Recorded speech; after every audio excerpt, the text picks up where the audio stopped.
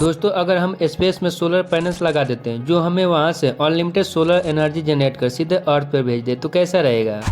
एक ऐसी टेक्नोलॉजी जो दिन रात काम करे, वेदर से भी इफेक्ट ना हो और पूरी दुनिया को अनलिमिटेड और हर समय क्लीन एनर्जी दे सके, है ना ये एक साइंस फिक्शन मूवी जैसा। तो welcome to the world of space based solar power station. ये एक ऐसा रिवोल्यूशनरी कंसेप्ट है जो एनर्जी प्रोडक्शन के तरीका को ही बदल सकता है और फ्यूचर में सबसे बड़ा एनर्जी सोर्स बनने का कैपेबिलिटी भी रखता है। अब समझते हैं कि एक स्पेस सोलर पावर स्टेशन काम कैसे करता है। तो देखिए, ये एक फ्यूचरिस्टिक्स कंसेप्ट है जिसमें सबसे पहले बड़े बड़े सोलर पैनल्स को रॉकेट और स्पेस क्राफ्ट के जरिए स्पेस में इंस्टॉल किया जाता है। ये सोलर पैनल्स बहुत ही हल्के और क्वालिटी वाले होते हैं और इन सोलर पैनल्स के जरिए तैयार किया जाता है स्पेस में एक सोलर पावर स्टेशन। इसमें लगे सोलर पैनल्स स्पेस में सोलर एनर्जी को कैप्चर करते हैं और उसके बाद इस एनर्जी को फोटोवोल्टाइक सेल द्वारा यूजेबल इलेक्ट्रिकल एनर्जी में बदल देते हैं। फिर इस इलेक्ट्रिसिटी को माइक्रोवेव सिग्नल्स में बदला जाता है और फेज अरे एंटीना सिस्टम के जरिए पृथ्वी पर भेज दिया जाता है।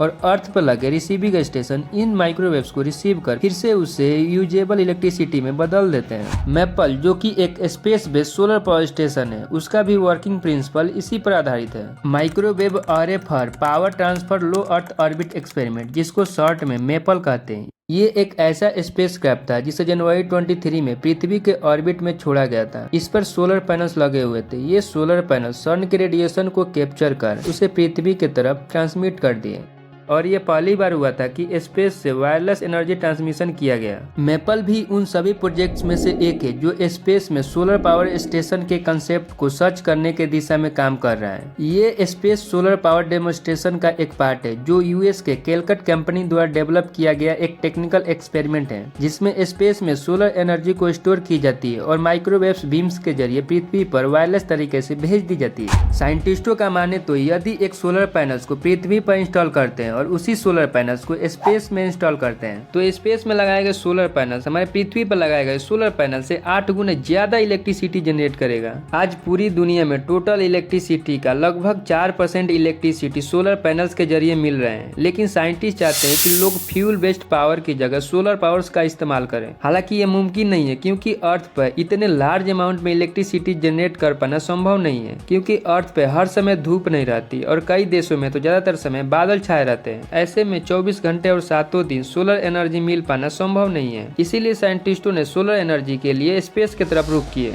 सोलर एनर्जी के लिए स्पेस की तरफ रुख करने के कारण को समझते हैं। तो देखिए, जो भी सोलर पैनल्स को हम अर्थ पे इंस्टॉल करते हैं उसे बहुत सारे चैलेंजेस को फेस करना पड़ता है।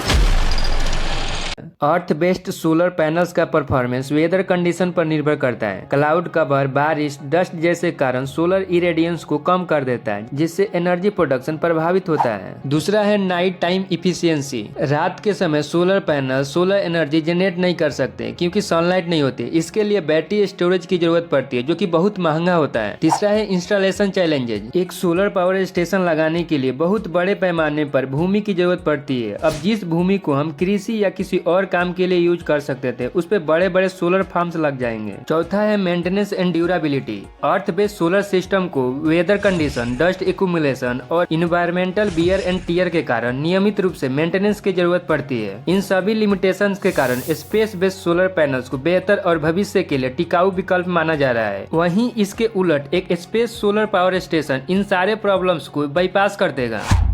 एक continuous energy collection. Space based solar panels को 24 घंटे एनर्जी मिलती है क्योंकि वहां पे पृथ्वी की तरह कोई इन्वायरमेंट और रात नहीं होती है। 2. Higher efficiency. स्पेस में सोलर रेडिएशन अधिक और बिना किसी रुकावट के मिलती है जिससे एनर्जी जनरेशन की क्षमता अधिक होती है। 3. Wireless power transmission. इन पैनल्स के द्वारा स्टोर की गई एनर्जी को माइक्रोवेव बीम्स के जरिए पृथ्वी पर कहीं भी भेजा जा सकता है, खासकर उन स्थानों पर जहाँ इलेक्ट्रिसिटी अभी तक पहुँच नहीं पाई है। 4. Know whether interference. ये वेदर कंडीशन से प्रभावित नहीं होते हैं जैसे क्लाउड कवर, बारिश या डस्ट जैसे कारक जो कि अर्थ बेस्ड सोलर पैनल्स के एफिशिएंसी को कम कर देते थे।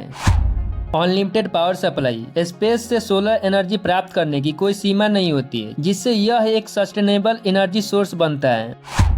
अब चलिए जानते हैं कि कौन कौन से देश इस तरह के प्रोजेक्ट को तैयार कर रहे हैं। यूनाइटेड स्टेट मेपल जैसे ही एक और टेक्नोलॉजी पर वर्क कर रहा है जिसका नाम स्पाइडर है, जिसका मतलब है space solar power incremental demonstration and research, जो कि वहाँ के डिपार्टमेंट ऑफ डिफेंस के द्वारा सिविलियंस और डिफेंस पर्पस के लिए किया जा रहा है। US government space based solar power station के लिए जरूरी टेक्नोलॉजी जैसे कि फेज अरे antenna, light weight solar panels और माइक्रोवेव ट्रांसमिशन सिस्टम पर हेवली इन्वेस्ट कर रही है। चाइना के चोंगिंग रिसर्च इंस्टीट्यूट एक स्पेस सोलर पावर स्टेशन का प्रोटोटाइप डेवलप कर रहा है। वहीं चाइना के ओमकी एनर्जी ट्रांसमिशन ने 2023 में 55 मीटर के हाइट से वायरलेस तरीके से माइक्रोवेव पावर ट्रांसमिशन का एक एक्सपेरिमेंट भी कर चुका है, जो कि सक्सेसफुल था। चाइना 2030 तक स्पेस में एक mega solar power station launch करने के प्लानिंग में है।